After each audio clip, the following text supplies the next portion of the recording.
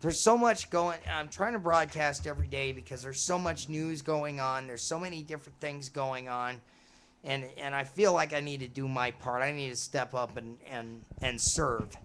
So that's what I'm doing by doing these broadcasts. I mean, I'm just one man, one opinion with a little measly YouTube channel. But, I feel like this is how I'm giving back to our country. Mm-hmm. So, anyway, he was talking about Woodrow Wilson and what a nozzle he was. But, Nozzle. What?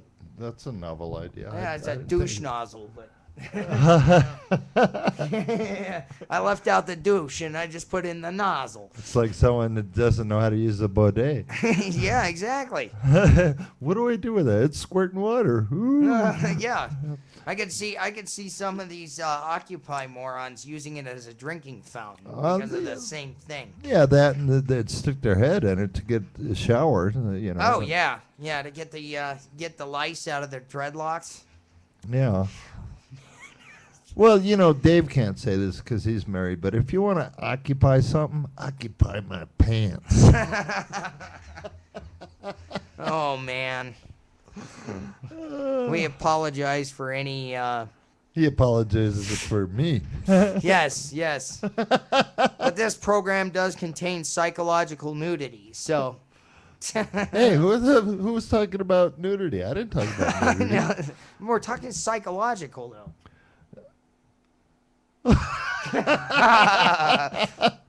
Sorry, I got to give reference to Michael Savage on that one. I don't want him going on his show saying I'm like Groucho Marx with a hysterectomy or something like that, or ripping me to shreds. When I'm on his side.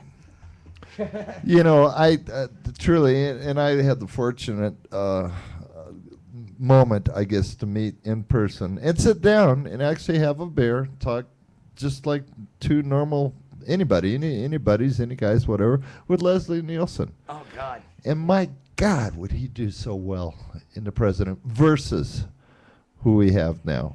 My shoe would do better than what we have now. Mike's shoe or your shoe? My shoe. Your shoe? Yeah. Okay. Well, I thought we were keeping this G-rated.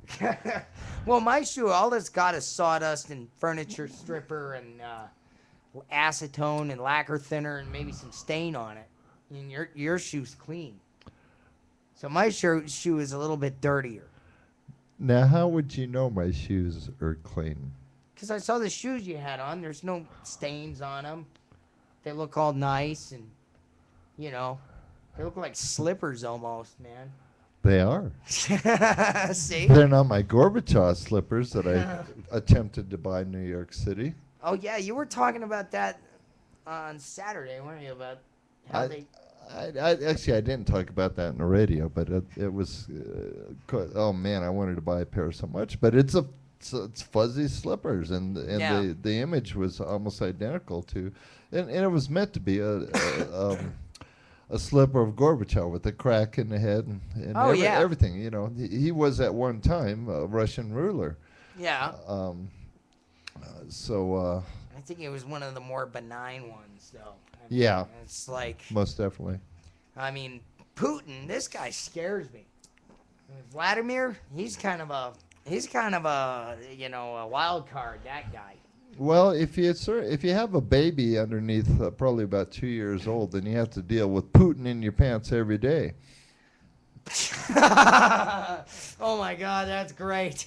That's great. That one will go into the archives.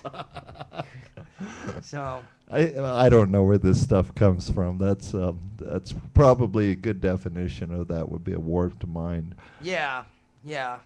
Well, it's like we were telling you that one segment. We went to this bar in TRC, and T-or-C, whatever. I can't pronounce words today. But there was this girl in there, and she's a young gal, tall though. Very. Very tall.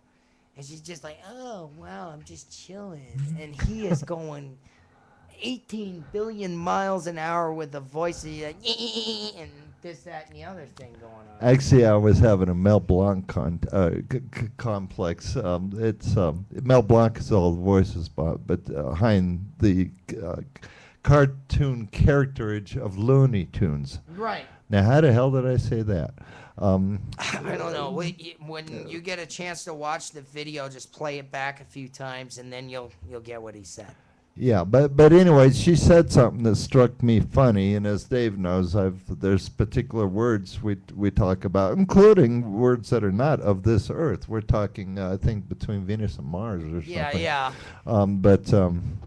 Which is a true conversation that we had. But she spoke something, and my humor just blasted out. Folks, I don't have a button for this. I don't have an on and off switch. When it hits me, and I'm mild today, but when it hits me, it really blasts. And go ahead, Dave, keep going. Well, yeah, that's what happened. And it's same like with me. I mean, he came up with a new nickname for me with his brother. He called me what, roadside now? Because I'm like a roadside bomb. You start talking about leftism, communism, I'll just liable to explode and cause mass damage. And then I'm normal. It's like there's certain triggers to get my mind to go genius. Other than that, I just kind of like, blah, blah, blah, you know, like I just did there. But yeah. Yeah, you know, I'm not. Well, actually, no. But yeah, that's what happens. Is, you know, I'll get a strike of genius. And it's totally impromptu. I'm not reading a teleprompter right now at all. I mean, he could verify that.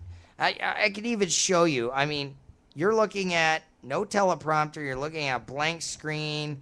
I'm just making this stuff up as I go. You know, I'm not, I'm not reading from a script. I'm good at improv. That's one thing I'm good at. Very. I can read from a script. If you want me to read speeches, I could read speeches, but I'd probably screw them up because I'll throw my own opinion in there. So. Well, I wish I could read speeches too, but I'm illiterate.